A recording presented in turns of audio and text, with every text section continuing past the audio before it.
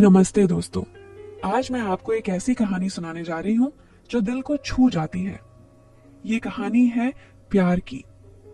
वो प्यार जो बिना कुछ कहे भी बहुत कुछ कह जाता है।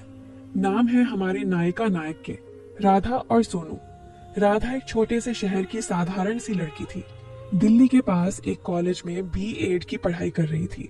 उसकी जिंदगी किताबों, दोस्तों और घर की छोटी छोटी खुशियों में सिमटी हुई थी। सुबह उठकर माँ के साथ चाय पीना, शाम को छत पर बैठकर सूरज ढलते देखना, बस यही उसकी दुनिया थी। वो शांत, संकोची, लेकिन दिल से बहुत सच्ची थी।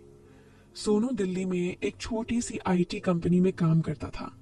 बाहर से देखने में वो थोड़ा सख्त लगता था, लेकिन अंदर से बहुत नरम। उसे किताबें पढ़ना पसंद था, खासकर रविंद्रनाथ टैगोर की। शाम को ऑफिस से लौटते वक्त वो हमेशा मेट्रो में एक कोने में खड़ा होकर कोई नई किताब पढ़ता रहता। बात करने में वो थोड़ा कम बोलता था, लेकिन जो बोलता था वो दिल से बोलता था। दोनों की मुलाकात हुई एक आम सी बारिश वाली शाम को। वो दिन था 15 जुलाई। आसमान काला पड़ गया था। राधा कॉलेज से जल्दी निकली थी क्योंकि उसे पता था कि बारिश आने वाली है। लेकिन जैसे ही वो मेट्रो स्टेशन की सीढ़ियां उतर रही थी, तेज बारिश शुरू हो गई। छाता तो घर पर ही रह गया था। वो भागकर मेट्रो के अंदर घुसी, भीग चुकी थी। बालों से पानी टपक रहा था, दुपट्टा भीगकर शरीर से चिपक गया था। वो थोड़ी शर्मिंदा होकर एक कोने में खड़ी हो गई। तभी उसकी नजर सोनू पर पड़ी। वो भी भीगा हुआ था, लेकिन उसके हाथ में एक किताब थी, गीतांजलि। वो किताब को ऐसे संभाल रहा था जैसे कोई बच्चा अपनी प्यारी चीज को। राधा ने देखा कि सोनू की आंखें किताब में डूबी हुई थीं, लेकिन बार बार वो बाहर की बारिश को देख रहा था। राधा का मन हुआ कि कुछ कहे, लेकिन हिम्मत नहीं हुई। वो चुपचाप खड़ी रही। ट्रेन आई। दोनों एक ही कोच में चढ़े।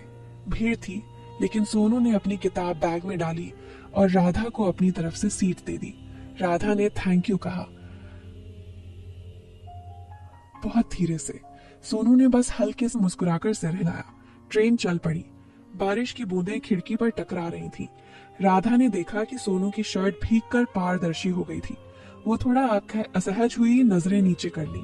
कुछ स्टेशनों बाद सोनू ने अचानक बात शुरू की। आपकी किताब भी भीग गई क्या? उसने पूछा। राधा ने चौंक कर देखा। उसके पास कोई किताब नहीं थी। फिर समझी कि सोनू बस बात शुरू करने के लिए बोल रहा था। नहीं, मेरे पास तो बस फोन है, राधा ने हल्के से हंसते हुए कहा। तो अच्छा है, फोन तो बारिश में भी काम करता है, सोनू ने जवाब दिया। फिर बातें शुरू हुई, पहले छोटी छोटी, फिर थोड़ी लंबी। राधा ने बताया कि वो टीचर बनना चाहती है। सोनू ने कहा कि उसे बच्चों को पढ़ाने का शौक है, लेकिन अभी नौकरी करनी पड़ रही है। ट्रेन रुकी। राधा का स्टेशन आ गया। वो उठी। मेरा स्टेशन है, उसने कहा। सोनू ने बस इतना कहा, बारिश में ध्यान रखिएगा। राधा उतर गई, लेकिन मन में कुछ अटक गया था। वो सोच रही थी, इतनी छोटी मुलाकात में इतना अच्छा क्यों लगा। अगले कुछ दिन राधा मेट्रो में सोनू को ढूंढती रही। कभी कभी वो मिल भी जाता, कभी सिर्फ नजरें मिलती, मुस्कान आती और ट्रेन चल जाती। एक दिन सोनू ने हिम्मत करके पूछ लिया, क्या मैं आपसे दोस्ती कर सकता हूँ? राधा ने शर्माते हुए कहा, दोस्ती तो पहले से ही हो गई ना। फिर नंबर एक्सचेंज हुए, मैसेज शुरू हुए। पहले गुड मॉर्निंग, फिर आज क्या पढ़ाया, फिर आज बारिश हो रही है। याद आया वो दिन। धीरे धीरे बातें गहरी होने लगी। सोनू ने एक दिन बताया कि उसके पापा बहुत सख्त थे, घर छोड़कर आया था पढ़ाई के लिए। राधा ने बताया कि एत माँ अकेली है, पापा गुजर गए थे जब वो छोटी थी। दोनों ने एक दूसरे के दर्द को समझा। एक शाम सोनू ने मैसेज किया, राधा, कल शाम लोटस टेम्पल के पास मिल सकते हो? राधा का दिल धड़क उठा। उसने हाँ कह दिया। अगले दिन वो तैयार होकर गई। सलवार कमीज, हल्का मेकअप, बाल खुले। सोनू पहले से वहां था, सफेद कुर्ता पहने, हाथ में एक छोटा सा गुलाब। ये आपके लिए, उसने शर्माते हुए दिया। राधा ने गुलाब लिया। उसकी आंखें नम हो गईं। दोनों साथ बैठे। सूरज ढल रहा था। कमल के फूल खिले हुए थे। हवा में ठंडक थी। सोनू ने धीरे से कहा, राधा, मैं बहुत दिनों से कहना चाहता था, तुम्हारे बिना मेरी जिंदगी अधूरी लगती है, मैं तुमसे बहुत प्यार करता हूँ। राधा चुप रही, उसकी आंखों में आंसू थे।